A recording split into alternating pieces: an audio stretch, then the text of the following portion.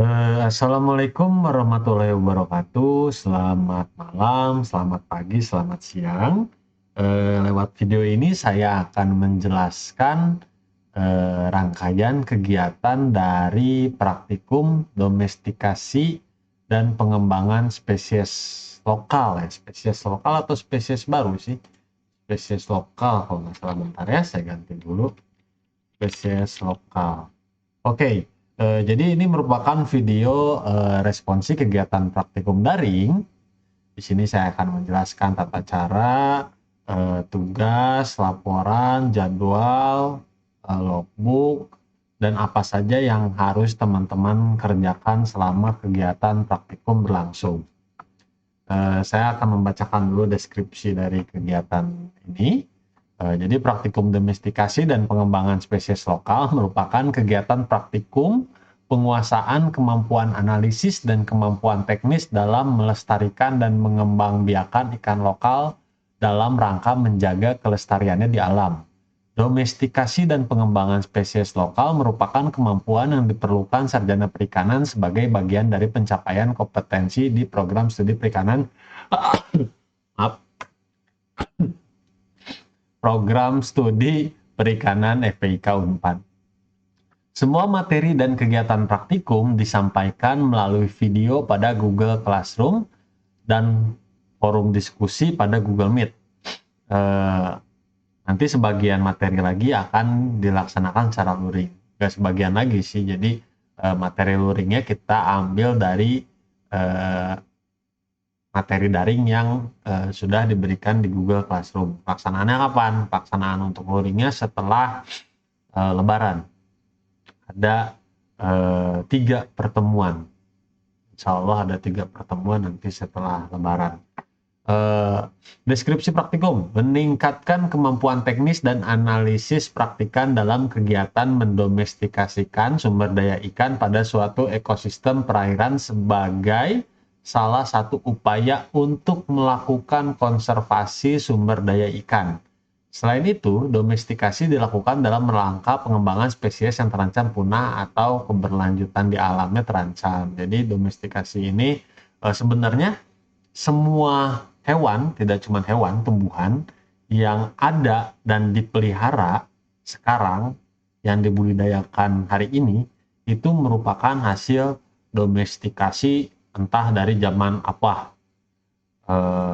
Kan pada awalnya manusia, ini kita sedikit cerita tentang histori domestikasi ya. Pada awalnya kan manusia itu tidak bisa melakukan budidaya, tidak bisa memelihara atau mengembangbiakan hewan ataupun tumbuhan. Jadi dia awalnya itu nangkep, kalau nangkep kan mati ya, mati kemudian dikonsumsi. Ada juga yang diawetkan karena kegiatan menangkap ini nantinya akan ada saat susah, misalkan musim dan cuacanya tidak mendukung atau memang bukan musimnya. Makanya si orang-orang zaman dulu ini mulai berpikir bagaimana kalau kita tangkap lalu kita pelihara terus berkembang. Jadi teknologi untuk mengembangbiakannya, memperbanyaknya, membudidayakannya makin berkembang, makin luas, makin banyak. Nah, kalau untuk ini kita akan mendomestikasikan ikan-ikan yang sudah terancam pada ekosistemnya. Jadi ikan-ikan yang jarang, yang hampir punah. Oke, kegiatan ini mencangkup kegiatan di lapangan dan juga di laboratorium, diantaranya penggunaan alat tangkap, penangkapan ikan hasil tangkapan, pengkajian ekologis, pendugaan habitat, pendugaan tropik level, pengamatan, pemeliharaan, reproduksi, pembenihan. Dilakukan kegiatan lapangan dengan lokasi kegiatan di daerah Waduk Jati Gede, Sumedang. Ikan hasil tangkapan dibawa ke laboratorium dalam kondisi hidup, dilakukan penanganan ikan pasca penangkapan, dan pengangkutan ikan beberapa sampel ikan dianalisis aspek biologisnya dengan melakukan pembedahan, dilakukan pemeliharaan pada ikan hasil tangkapan yang telah diseleksi ikan lokal dengan sumber daya yang terbatas atau hampir punah. Pengaplikasian manajemen pakan dan induk pada ikan yang dipelihara dilakukan pemijahan pada ikan yang telah siap pijah, dilihat dari karakter fisiknya, pemilihan larva ikan, hingga ukuran benih. Dalam kegiatan ini praktikan melakukan percobaan pengamatan terhadap kebiasaan makan induk, produktivitas induk, perkembangan embrio, perkembangan larva, kebiasaan hidup larva, kebiasaan makan larva, kelangsungan hidup, dan pertumbuhannya dilakukan analisis untuk kemudian dituangkan dalam laporan kegiatan praktikum. Oke, jadi intinya kegiatan ini teman-teman akan melakukan penangkapan ikan di perairan lepas, di perairan terbuka, di perairan umum, di waduk atau di sungai. Kita menggunakan alat tangkap yang paling meminimalisir kerusakan pada ikan. Kayak misalkan pancing, atau misalkan bubu, atau misalkan jaring lempar. Itu kan meminimalisir kerusakan pada ikan ya. Kalau misalkan kita pakai gill net, ikannya kan nyangkut nih di mata jaringnya ya, di size ukuran sekian. Nanti itu biasanya ikannya rusak. Kalau rusak jadi mudah terkena penyakit, imunitas turun, dan lain sebagainya. Jadi kalau rusak itu kemungkinan dia bertahan hidupnya rendah. Makanya kita akan menjaga bagaimana si ikan ini masih tetap hidup sampai nanti dia dipelihara di kondisi lingkungan yang baru. Ya, yang biasanya dia makan alami, nanti kita coba amati apakah dia mau diberi pakan buatan. Kalaupun dia tidak mau, nanti kita coba dulu dengan pakan alami, kira-kira jenis pakan alaminya apa. Misalkan dia makan lumut, kita kasih lumut, atau dia makan udang, kita kasih udang, atau dia makan ikan kecil, kita kasih makan ikan kecil. Nanti teman-teman mengamati dan menyesuaikan kondisi di mana dia dipelihara di sini, ya, di hatchery, dengan kondisi hidupnya di alam. Kalau misalkan dia butuh shelter untuk sembunyi, kita kasih eceng, atau kita kasih batu-batuan, atau kita kasih apapun itulah, yang penting biar si ikannya nyaman dan mau makan. Terus nanti juga diamati reproduksinya, ya, kita bedah ikannya, kita cari tahu isi ususnya apa, biar kita tahu jenis makanannya. Terus kita juga akan mengukur dan menghitung gonadnya, biar kita tahu kemampuan reproduksi dan cara reproduksi dan lain sebagainya. Pokoknya bisa kelihatan kan ya, kayak ini jadi semacam gabungan antara Bioper, TPBI, dan ada genetiknya sebenarnya, ada pemilihannya. Kurang lebih seperti itu. Sampai nanti dipijahkan, sampai nanti larvanya juga kita cari tahu makanannya apa, terus habitat hidupnya kayak gimana, dan seterusnya. Pokoknya sampai bisa dikembangbiakan. Intinya itu kegiatan praktikum ini. Ya, harapan warannya terampil dalam penggunaan alat dan bahan. Ya, tentu saja pada semua kegiatan praktikum harus terampil dalam penggunaan alat dan bahan, terampil dalam menangkap ikan liar dalam kondisi hidup utuh dan sehat, terampil dalam melakukan pemeliharaan ikan liar, ya, ikan yang ditangkap dari alam, terus kemampuan analisis ekologis dan biologis ikan, jadi ikan hasil tangkapannya dianalisis ekologis dan biologis ikannya biar kita tahu cara makan dan lain sebagainya, terampil dalam melakukan pembenihan dan pemeliharaan larva, terus kemampuan menentukan tindakan dan mengambil kesimpulan. Maksudnya menentukan tindakan, kalau misalkan kita kasih shelter dia berupa eceng, masih nggak mau makan, berarti kita ganti tindakan tersebut dengan tindakan baru. Misalkan kita kasih batu, atau kita kasih daun, atau apapun itulah pokoknya. Materi yang disampaikan dalam praktikum ini meliputi pengenalan alat dan bahan praktikum, melakukan penangkapan ikan liar, penanganan ikan, pemeliharaan, pemijahan, pemeliharaan benih yang ditampilkan dalam video pelaksanaan praktikum. Ya, nanti saya akan share video, silakan teman-teman amati dan saksikan pada video tersebut. Nanti ada video nangkap ikannya ada, terus video pemeliharaan induknya ada, bagaimana cara dia makan, dan seterusnya. Video tersebut akan terurai berbagai macam langkah dan penjelasan. Praktikan mencatatnya dalam logbook. Semua materi baik dalam bentuk video dan tulisan akan disampaikan pada Google Classroom. Tujuan kegiatannya, praktikan mengetahui langkah teknis dalam melakukan domestikasi pada ikan lokal yang terdapat di alam liar. Dimulai dari kajian ekologis, penangkapan ikan, analisis biologis, penanganan dan pemberian ikan, pemijahan, hingga pemeliharaan larva. Jadi ikan-ikan endemik yang akan kita coba pelihara.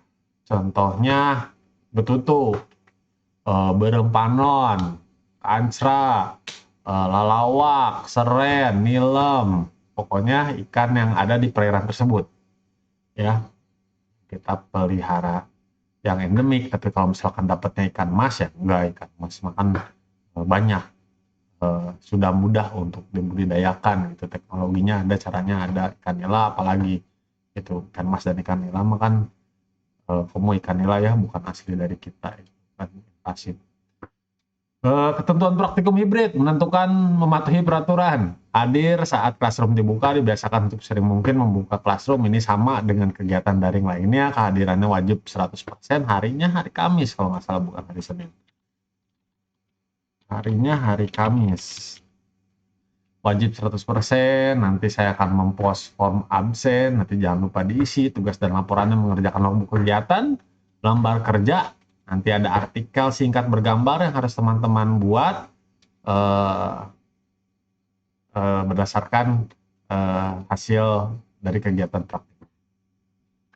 Logbook seperti biasa, pengenalan dan penjelasan fungsi alat, bahan, ringkasan materi, ekologis dan biologi ikan, prosedur singkat, langkah kerja kegiatan, dan uraian hasil pengamatan khusus berdasarkan kegiatan telah diberikan, laporan akhir praktikum dengan format artikel. Semua bentuk tugas akan dikumpulkan lewat Google Classroom pada waktu yang akan ditentukan kemudian. Jadi nanti ada perintah apa saja yang harus diisi pada logbook. Ya misalkan hari ini apa, nanti hasilnya silakan lihat di video gitu, dan seterusnya. Ya, untuk logbooknya sama dengan kegiatan lainnya. Ini kan minat ya, minat aquaculture. Jadi saya harap teman-teman sudah lebih expert dalam pengisian logbooknya. Tidak usah saya jelaskan terlalu banyak karena memang sudah sering mengerjakan logbook di praktikum aquaculture yang lain. Sekarang kita masuk ke jadwal kegiatannya. Itu jam 1 hari Kamis ya. Nanti ada responsi, terus ada simulasi penangkapan dan penanganan ikan dan persiapannya, terus kegiatan lapangan penangkapan ikan Waduk Jati Gede, terus penanganan ikan hasil tangkapan, terus analisis biologis ikannya, terus penanganan hasil tangkapan itu maksudnya handling ikan agar tetap hidup. Kalau dia luka diobati, kalau apa namanya tadi saya bilang, kalau dia butuh shelter dikasih shelter, terus kalau dia harus pada wadah berarus dikasih arus di wadahnya dan lain sebagainya. Itu yang dimaksud dengan penanganan ikan hasil tangkapan ya. Analisis biologi ikan, pemeliharaan dan pengamatan ikan, kita mengamati bagaimana cara dia makan dan seterusnya, pemijahan dan pemeliharaan larva, lalu diakhiri dengan ujian praktikum. Ini untuk materi daringnya. Untuk materi luringnya nanti ini akan kita ringkas insya Allah dalam 3 pertemuan. Nanti teman-teman juga insya Allah akan ke Waduk Jati Gede atau sungai apa itu di Tomo teh. Waduk Jati Gede teh sungainya sungai apa ya? Cimanuk. Sungai Cimanuk untuk menangkap ikan, untuk mencoba menangkap ikan dan membawa ikan sampai ke kampus dalam kondisi hidup. Ya, tidak semuanya. Perwakilan dari setiap kelompoknya nanti adalah siapa-siapanya aja yang pergi untuk menangkap ikan. Tugas pada logbook, praktikan melakukan pengkajian mendalam ikan endemik yang tersebar di Indonesia, khususnya di perairan Waduk Jati Gede dan Sungai Cimanuk. Klasifikasinya, ini informasi yang didapat dari klasifikasi itu banyak ya. Dari klasifikasi kita bisa tahu sifat telur ya bisa aja sih, terus cara makan juga bisa aja sih, tapi lebih ke morfometrik ya. Pokoknya klasifikasi ini memberikan banyak informasi tentang si ikan, jadi kita punya gambaran untuk handling dan penanganan dan tindakannya itu harus seperti apa. sama sebaran dan habitat hidup juga memberikan informasi. Kita kan butuh informasi seperti itu ya. Fisiologi dan morfologi juga sama memberikan informasi. Kebiasaan makan juga sama memberikan informasi. Bisa dilihat dari bentuk ininya, bentuk mulutnya. Bisa dilihat juga dari isi ususnya, ya, isi organ pencernaannya. Bisa juga dilihat dari panjangnya. Kita bisa tahu itu omnivora, cenderung omnivora atau cenderung karnivora. Terus siklus hidup dan kemampuan reproduksi, kita bisa lihat gonadnya dan seterusnya. Dan informasi menarik lainnya yang teman-teman tahu. Misalkan kita ke ikan kancera misalkan ya, atau kita ke ikan alawak misalkan. Alawak itu dia makannya apakah omnivore atau cenderung herbivore atau cenderung karnivore gitu. Nanti kita analisis, kita cari tahu, oh dia cenderung karnivore dan seterusnya. Pokoknya kayak gitu ya. Nanti ada di video-video lainnya. Simulasi penangkapan ikan, penanganan dan transportasi ikan. Ini sebenarnya bakal saya lebih jelaskan ketika kita akan melakukan kegiatan luring. Pokoknya nanti bakal ada video penangkapan, penanganan dan transportasi ikan, penggunaan alat tangkapnya yang menentukan titik lokasi penangkapannya. Jadi kan ikan punya habitat sendiri-sendiri, dia ada di yang berarus atau ada di dasar berlumpur dan seterusnya. Pokoknya jelas ya, apa sih maksudnya, terbayangkan oleh teman-teman maksud dari penentuan titik lokasi penangkapan gitu. Jadi bukan di sini karena Pak teduh, di sini mah ngeuneun newakna santai gitu, bukan kayak gitu ya. Penggunaan joran dan jenis umpan yang digunakan, penebaran gillnet dan teknik pengangkatan. Nanti kita coba juga yang pakai gillnet, karena yang sudah itu dikasih joran nggak dapat, terus dikasih jaring lempar juga sama susah dapatnya. Jadi kita sebar juga gillnet yang lebih gampang nangkap ikan. Terus penggunaan jaring lempar, ya jaring lempar itu kecerik. Penanganan ikan hasil tangkapan, pelepasan ikan dari kail joran dan jaring gillnet agar luka fisik yang diderita tidak terlalu parah. Jadi kalau pakai gillnet itu jangan ikannya malah dikusuk-kusuk tarik ke belakang gitu nanti ada penjelasannya. Terus penyimpanan ikan sementara sebelum pengangkutan.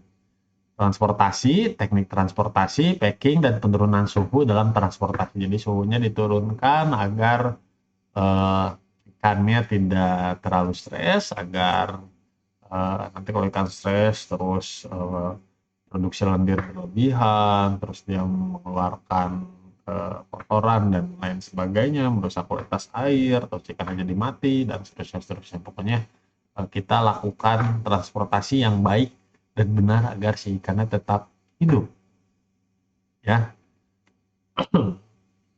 Untuk selanjutnya itu penanganan dan pemeliharaan, seperti yang tadi saya bahas, penanganan ikan setelah transportasi, menjaga kualitas air dalam pemeliharaan dan pemberian pakan ya. Terus untuk selanjutnya pemeliharaan, perawatan, pengamatan kebiasaan makan dan tingkah laku ikan ya, pemeliharaan dan perawatan, pengamatan dan pengukuran. Nanti ini silakan teman-teman baca. Lalu pengukuran sifat biologi ikan. Nah, yang diukur ini nanti kita mengukurnya pakai ikan yang kebetulan mati. Jadi jangan ikan yang sudah hidup, udah mau makan, terus kita matiin, terus buat diukur sifat biologinya, jangan. Sayang ikannya. Oke, saya rasa cukup sekian untuk penjelasan praktikum domestikasi dan pengembangan spesies baru. Saya tidak mau terlalu banyak bicara karena nanti videonya terlalu lama. Kalau videonya terlalu lama, biasanya teman-teman tidak menyaksikan secara penuh. Cukup sekian, terima kasih atas perhatiannya. Mudah-mudahan kegiatan ini bisa berjalan dengan lancar dan memberikan manfaat bagi kita semua. Saya tutup video ini. Wabillahi taufiq wal hidayah. Wassalamualaikum warahmatullahi wabarakatuh.